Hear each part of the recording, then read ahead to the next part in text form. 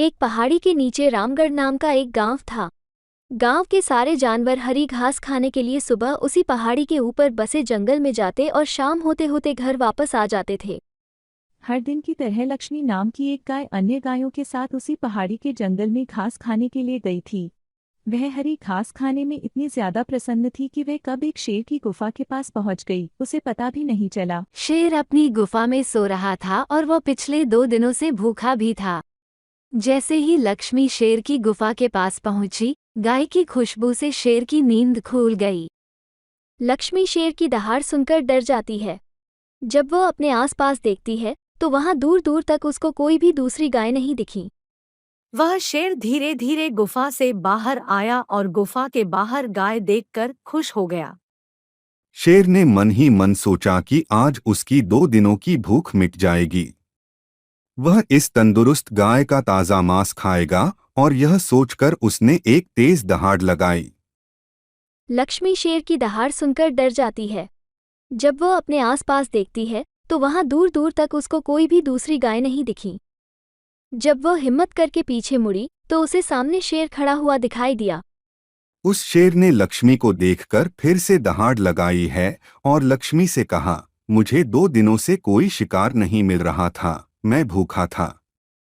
शायद इसलिए भगवान ने मेरा पेट भरने के लिए तुझे मेरे यहाँ पर भेजा है। आज मैं तुझे खाकर अपनी भूख मिटा लूंगा।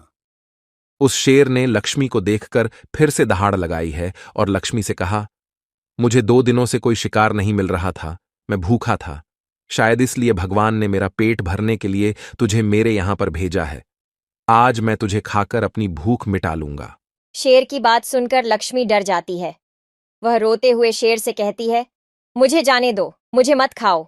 मेरा एक छोटा बच्चा है जो अभी सिर्फ मेरा ही दूध पीता है और उसे घास खाना अभी तक नहीं आया है। लक्ष्मी की बात सुनकर शेर हंसते हुए कहता है, तो क्या मैं अपने हाथ में आए शिकार को ऐसे ही जाने दूं? मैं तो आज तुझे खाकर अपनी 2 दिनों की भूख मिटाऊंगा। लक्ष्मी की बात सुनकर शेर हंसते हुए कहता है, तो क्या मैं अपने हाथ में आए शिकार को ऐसे ही जाने दूं? मैं तो आज तुझे खाकर अपनी 2 दिनों की भूख मिटाऊंगा। शेर के ऐसा कहने पर लक्ष्मी उसके सामने रोने लगी और विनती करते हुए कहती है कि आज मुझे जाने दो। मैं आज अपने बछड़े को आखिरी बार दूध पिला दूंगी और उसे बहुत सारा प्यारा करके कल सुबह होते ही तुम्हारे पास आ जाऊंगी।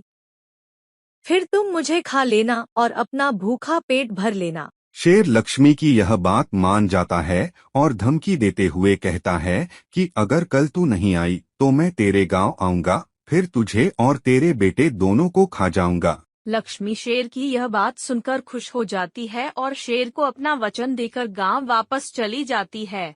वहां से वह सीधे अपने बछड़े के पास जाती है, उसे दूध पिलाती है और बहुत सारा प्यार करती है। फिर बछड़े को शेर के साथ हुई सारी घटना बताती है और कहती है कि उसे अब अपना ख्याल खुद ही रखना होगा।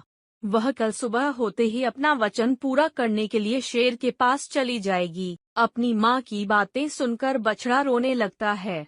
दूसरे दिन सुबह होते ही लक्ष्मी जंगल की तरफ निकल जाती है और शेर की गुफा के सामने पहुंचकर शेर से कहती है, अपने वचन के अनुसार मैं तुम्हारे पास आ गई हूँ, अब तुम मुझे खा सकते हो। गाय की आवाज सुनकर शेर अपनी गुफा से बाहर निकलकर आता है और भगवान के अवतार में प्रकट होते हैं। वह लक्ष्मी से कहते हैं, मैं तो बस तुम्हारी परीक्षा ले रहा था। तुम अपने वचन की पक्की हो। मैं इससे बहुत प्रसन्न हुआ।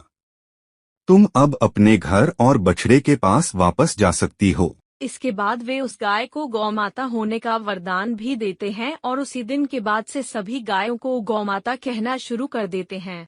कहानी से सीख, हमें जान की बाजी लगाते हुए भी अपने दिए हुए वचन को पूरा करना चाहिए। यही हमारे दृढ़ व्यक्तित्व को दर्शाता है।